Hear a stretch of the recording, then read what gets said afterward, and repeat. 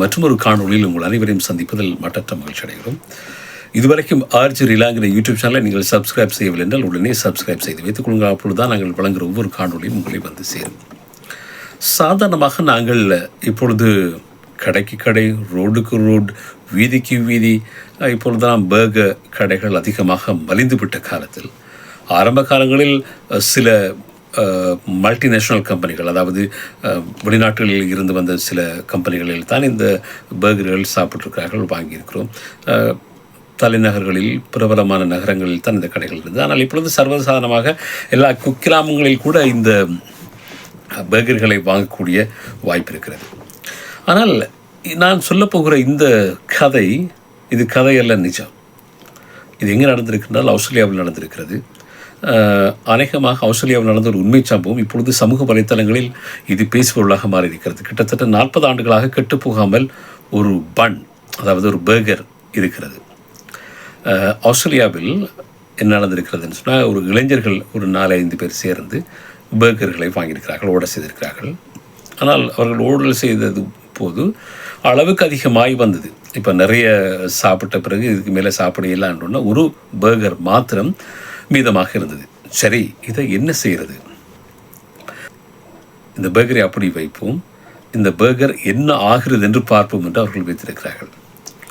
1 ஆண்டு 2 ஆண்டுகள் கிடையாது. இந்த பர்கர் கிட்டத்தட்ட 30 ஆண்டுகள் ஆகியும் இந்த பர்கர் அப்படியோ இருக்கிறது. அதுதான் ஆச்சரியமான விடயம்.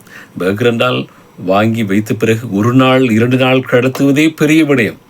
ஆனால் இந்த பர்கர் 30 ஆண்டுகள் ஆகியும் எதுவுமே ஆகவில்லை என்று அந்த வாங்கி இளைஞர்கள் சொல்கிறார்கள். அவர்கள் வேண்டுமென்றே சும்மா வைத்திருக்கிறார்கள், என்ன நடக்குது என்று பார்ப்போம் தான் வைத்திருக்கிறார்கள். ஆனால் அந்த பர்கர் இப்பொழுது 30 ஆண்டுகள் தாண்டி இருக்கிறது.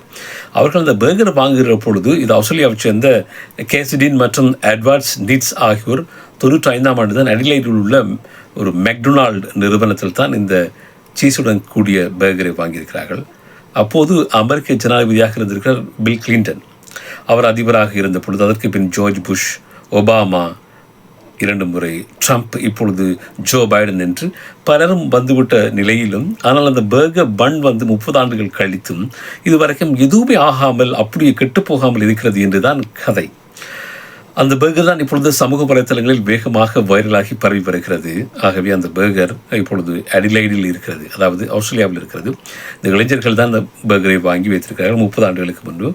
இப்போது அவர்கள் சொல்கிற பொழுது சொல்லியிருக்கிறார்கள், என்ன நடக்குது என்று பார்ப்போம் என்று தான் வாங்கி வைத்தோம், அதைத்தான் செய்தோம். சுமார் 30 ஆண்டுகள் கழித்து இதே பர்கர் நுண்ணுயிர் வளர்ச்சிகள் எதுவுமே தென்படவில்லை, அதே போல் கெட்டுப்போன வாசம் கூட அதில் இருந்து வரவில்லை என்று அந்த இளைஞர்கள் சொல்லியிருக்கிறார்கள்.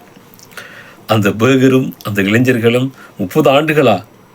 நாங்கள் சாதாரணமாக ஒரு சாப்பாடு வாங்கி சாப்பிட்டாலே 1 நாள் 2 நாளை கடத்துவது என்பதே மிகப்பெரிய விடயம், மிகப்பெரிய காரியம். இது 30 ஆண்டுகளாக இந்த பர்கர் அப்படி இருக்கிறது, கெட்டு போகாமல். ஆகவே அதுதான் சமூக வலைத்தளங்களில் மிகப்பெரிய பேசுபொருளாக மாறியிருக்கிறது. அதைத்தான் இந்த காணொலியூடாக உங்களுக்கு வழங்கியிருக்கிறோம்.